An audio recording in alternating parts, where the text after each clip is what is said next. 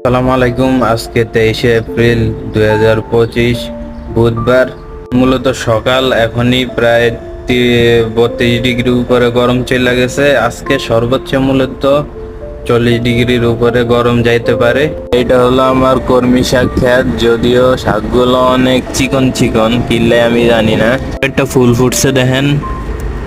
আজকে ডক্টর ইউনূসের কাতার সফরের 2 নম্বর দিন। সকাল সকাল জামা কাপড় ধুইতে দিয়ে দিলাম।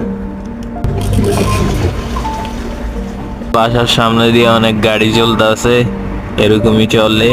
আর বিশ্বব্যাপী গুরুত্বপূর্ণ খবর যেটা হলো চলতে আছে এখন পুরো মুসলিম বিশ্বে, আল আকসা মসজিদে যে এআই এর মাধ্যমে পড়ানোর চেষ্টা করছে বা পড়ানোর একটা ভিডিও বানাইছে। কাপড়গুলো ধুয়ে রইতে দিয়ে দিলাম।